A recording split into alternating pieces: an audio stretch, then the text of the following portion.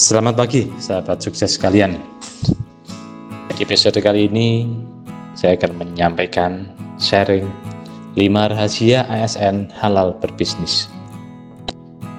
Banyak yang bilang ASN tidak boleh berbisnis, padahal itu tidak sepenuhnya benar. Yang dilarang adalah ketika bisnisnya menabrak aturan, menyalahgunakan wewenang dan jabatan untuk kepentingan bisnis pribadi, memiliki atau menjual atau menyewakan aset negara untuk keuntungan pribadi, terlibat dalam pengadaan barang atau jasa pemerintah yang menjadi lingkup tugas dan wewenangnya sendiri, atau kegiatan lain yang mengganggu tugas sebagai pelayan masyarakat. Saya kenal dengan baik ASN yang berhasil membangun usaha sampingan secara legal, aman, dan menghasilkan aset miliaran rupiah. Pertanyaannya, bagaimana caranya? Sebut saja namanya Pak Andi. Pak Andi sudah 12 tahun menjadi ASN di sebuah pemerintahan daerah. Setiap awal bulan, gajinya selalu masuk tepat waktu. Gaji dan tunjangan kinerja penghasilannya sekitar 8,5 juta. Di mata tetangga, hidupnya terlihat nyaman. Rumah subsidi yang masih dicicil, 1 mobil bekas di garasi, dan 2 anak yang mulai masuk sekolah. Namun, di balik senyum itu, Pak Andi menyimpan kegelisahan. Setiap tahun harga kebutuhan pokok naik, biaya pendidikan terus membengkak, sementara cicilan rumah masih tersisa belasan tahun. Ia mulai bertanya dalam hati, apa benar sampai pensiun nanti aku hanya mengandalkan gaji? Suatu malam setelah anak-anak tidur, Pak Andi membuka aplikasi mobile banking. Saldo rekeningnya tinggal 1 juta rupiah menjelang akhir bulan. Ia menghela napas panjang. Rasanya capek ya. Gaji habis untuk cicilan, listrik, sekolah, dan kebutuhan rumah. Tabungan kita kok susah sekali bertambah. Istrinya tersenyum sambil menyodorkan secangkir teh hangat. Mas, mungkin sudah waktunya kita mencari sumber penghasilan lain. Tetapi jangan sampai melanggar aturan sebagai ASN. Kalimat sederhana itu membuka pikirannya. Selama ini, ia selalu mengira ASN sama sekali tidak boleh berbisnis. Padahal ia belum pernah benar-benar mencari tahu aturan yang sebenarnya. Malam itu menjadi titik awal perubahan hidupnya. Pak Andi mulai membaca buku tentang bisnis sampingan, tentang mengelola keuangan pribadi, mengatur cash flow usaha, memanage aset yang produktif, dan cara membangun multiple income tanpa meninggalkan pekerjaan utama. Ia menemukan fakta bahwa ternyata banyak ASN dan karyawan yang berhasil membangun usaha secara legal karena memahami batasan yang harus dijaga. Dari situlah muncul sebuah pertanyaan besar yang mungkin juga ada di benak jutaan ASN dan karyawan di Indonesia. Benarkah ASN boleh memiliki usaha? Dan apa saja syarat agar tetap aman serta tidak melanggar aturan? Pertanyaan itulah yang akan kita bahas sampai tuntas dalam video ini. Jadi, pastikan Anda menonton sampai akhir, karena 5 syarat penting di bagian berikutnya bisa menjadi pembeda antara usaha yang membawa berkah atau justru menjadi sumber masalah. Keesokan harinya, saat jam istirahat kantor, Pak Andi mulai mencari informasi mengenai aturan yang berlaku. Ia membaca berbagai referensi dan berdiskusi dengan rekan yang lebih berpengalaman. Dari situ, ia menyadari bahwa yang dilarang bukanlah memiliki usaha, melainkan ketika usaha tersebut mengganggu tugas sebagai ASN atau menimbulkan konflik kepentingan. Berarti selama saya tetap profesional dan mematuhi aturan, peluang membangun aset masih terbuka, gumam Pak Andi. Pemahaman itu membuatnya lebih tenang karena selama ini ia hanya mendengar opini tanpa pernah mencari dasar yang jelas. Pak Andi kemudian menuliskan 5 prinsip yang akan menjadi pegangan. Pertama, pekerjaan sebagai ASN harus tetap menjadi prioritas utama dan tidak boleh terganggu oleh aktivitas bisnis. Yang kedua, jangan pernah menggunakan fasilitas negara, jam kerja, atau bawahan untuk mengurus usaha pribadi. Yang ketiga, jangan memanfaatkan jabatan untuk mendapatkan pelanggan, proyek, atau keuntungan bisnis. Yang keempat, hindari segala bentuk konflik kepentingan, terutama bila usaha berkaitan dengan instansi tempat bekerja. Yang kelima, jalankan usaha secara profesional, mulai dari pencatatan keuangan, legalitas usaha, hingga kewajiban perpajakan. Kalau 5 hal ini saya pegang, insya Allah usaha bisa berkembang tanpa mengorbankan integritas, kata Pak Andi kepada sang istri. Meski sudah memahami prinsip-prinsip tersebut, godaan tetap datang. Seorang teman berkata, "Ngapain repot-repot buka usaha? Gaji ASN kan sudah aman." Pak Andi hanya tersenyum. Gaji memang memberi rasa aman hari ini, tetapi aset produktif memberi rasa aman untuk masa depan. Sejak saat itu, ia tidak lagi mengejar usaha yang membutuhkan dirinya setiap hari. Ia justru mencari model bisnis yang bisa berjalan dengan sistem, memiliki arus kas yang sehat, dan mampu menghasilkan pendapatan pasif. Keputusan itulah yang perlahan mengubah cara pandangnya terhadap keuangan keluarga, sekaligus menjadi awal perjalanan yang tidak pernah ia bayangkan sebelumnya.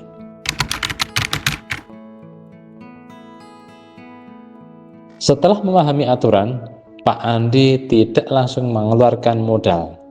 Ia justru menghabiskan hampir 3 bulan untuk belajar. Ia membaca buku tentang bisnis, mengikuti seminar keuangan, mendengarkan channel YouTube dan Instagram yang membahas tentang pengembangan usaha, dan tentunya berdiskusi dengan beberapa pelaku usaha. Ia sadar banyak orang gagal bukan karena kekurangan modal, tetapi karena terburu-buru dan kurangnya ilmu. Kalau uang hasil kerja belasan tahun habis karena salah langkah, penyesalannya bisa seumur hidup, pikir Pak Andi. Akhirnya, ia memutuskan memulai usaha dengan modal yang masih aman bagi kondisi keuangan keluarga. Prinsipnya sederhana, jangan sampai bisnis baru justru merusak cash flow keluarga. Pak Andi kemudian menerapkan satu kebiasaan yang menurutnya sangat ampuh, yaitu memisahkan seluruh keuangan. Gaji ASN masuk ke rekening pribadi dan untuk kebutuhan rumah tangga, sedangkan seluruh transaksi usaha menggunakan rekening yang berbeda. Setiap akhir bulan, ia membuat laporan sederhana berisi omset, biaya operasional, laba bersih, dan cash flow. Ia juga menghitung ROI sebelum membeli aset atau membuka cabang baru. Kalau modal 100 juta hanya menghasilkan laba 1 juta per bulan, berarti ROI-nya terlalu kecil. Lebih baik cari peluang lain, jelasnya kepada sang istri. Dengan cara itu, setiap keputusan bisnis selalu berdasarkan angka, bukan sekedar perasaan. Tips terakhir yang paling mengubah hidup Pak Andi adalah membangun sistem, bukan menjadi orang yang mengerjakan semuanya sendiri. Ia memilih usaha yang bisa dijalankan oleh karyawan atau anggota keluarga yang dipercaya. SOP dibuat dengan jelas, laporan penjualan dikirim setiap malam, dan evaluasi dilakukan setiap akhir pekan tanpa mengganggu jam kerja. "Mas, warung ini hari ini omsetnya naik 20%, lapor pengelolanya melalui WA. Pak Andi hanya tersenyum sambil tetap menyelesaikan pekerjaannya di kantor. Saat itulah ia menyadari bahwa bisnis yang sehat bukan bisnis yang membuat pemiliknya sibuk setiap hari, melainkan bisnis yang tetap menghasilkan meski pemiliknya sedang melaksanakan tanggung jawab utamanya sebagai pelayan masyarakat.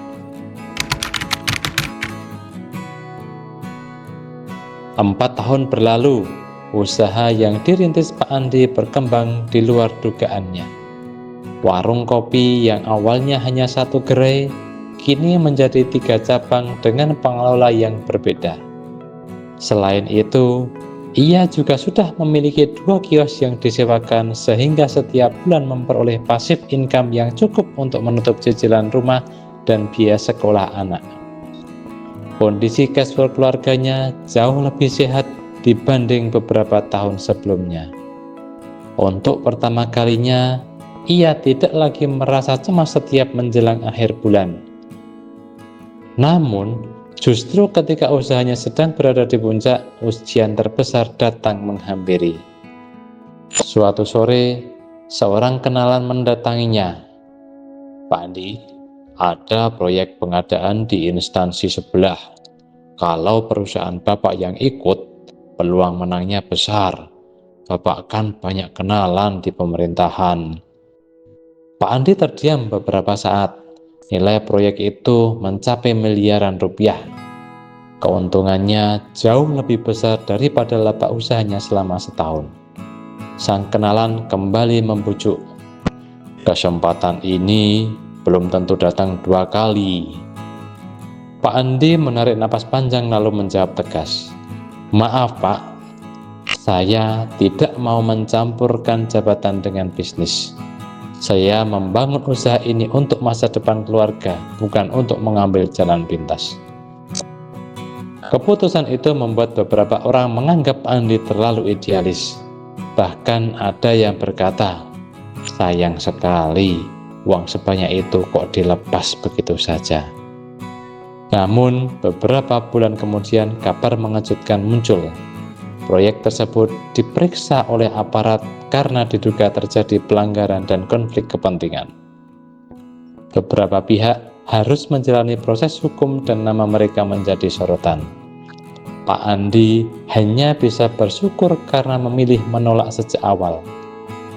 Saat makan malam bersama keluarga, istrinya berkata pelan, "Mas, ternyata keputusan kita waktu itu benar." Pak Andi tersenyum dan menjawab, "Keuntungan bisa dicari lagi, tetapi kalau integritas hilang, kepercayaan orang akan sangat sulit kembali." Saat itulah ia benar-benar memahami bahwa aset terbesar seorang ASN bukan hanya bisnis yang berkembang, melainkan nama baik yang tetap terjaga. Beberapa tahun kemudian, Pak Andi resmi naik jabatan. Prestasinya sebagai ASN tetap baik, karena selama ini ia tidak pernah membiarkan urusan bisnis mengganggu pekerjaannya. Di sisi lain, usaha yang ia bangun terus berkembang dengan sistem yang sudah berjalan rapi. Pendapatan dari sewa ruko, laba warung kopi, dan investasi yang dimilikinya kini bahkan melebihi gaji bulanannya sebagai ASN. Ironisnya, beberapa orang yang dulu menertawakan keputusannya justru datang meminta saran. "Pak Andi, bagaimana caranya bisa punya usaha tanpa bermasalah dengan pekerjaan?" tanya salah seorang rekannya. Pak Andi hanya tersenyum tipis. "Saya tidak mengejar uang cepat. Saya membangun kepercayaan, disiplin, dan sistem." Saat pulang ke rumah, anak sulungnya bertanya, "Ayah, kenapa dulu ayah menolak proyek yang keuntungannya besar?" Pak Andi menjawab sambil menatap keluarganya, "Karena uang yang datang terlalu mudah kadang membawa masalah yang lebih besar. Ayah ingin kalian bangga karena ayah bekerja dengan cara yang benar, bukan karena ayah kaya dengan instan." Jawaban sederhana itu membuat suasana hening. Sang istri tersenyum haru. Mereka sadar bahwa keputusan-keputusan kecil yang diambil bertahun-tahun lalu telah membawa keluarga mereka pada kehidupan yang lebih tenang. Bukan hanya memiliki aset produktif dan cash flow yang sehat, tetapi juga memiliki nama baik yang tidak ternilai harganya. Dari kisah Pak Andi, ada 4 pelajaran penting yang bisa kita ambil. Yang pertama, ASN tetap memiliki kesempatan membangun kekayaan secara legal selama mematuhi aturan dan menjaga integritas. Yang kedua, jangan pernah memanfaatkan jabatan demi keuntungan bisnis karena resikonya jauh lebih besar daripada keuntungannya. Yang ketiga, bangunlah usaha dengan sistem, disiplin, dan perhitungan finansial yang matang agar menghasilkan penghasilan yang berkelanjutan. Yang keempat, tujuan terbesar berbisnis bukan sekedar menjadi kaya, tetapi menciptakan kebebasan finansial tanpa kehilangan kehormatan. Kalau Anda setuju bahwa integritas adalah aset terbesar seorang ASN, tuliskan pendapat Anda di kolom komentar. Jangan lupa tekan tombol subscribe, aktifkan lonceng notifikasi, dan bagikan video ini kepada keluarga, sahabat, serta rekan ASN lainnya agar semakin banyak orang yang memahami bahwa membangun usaha bisa dilakukan dengan cara yang benar, aman, dan penuh keberkahan, insya Allah. Sampai jumpa di video lain demi waktu.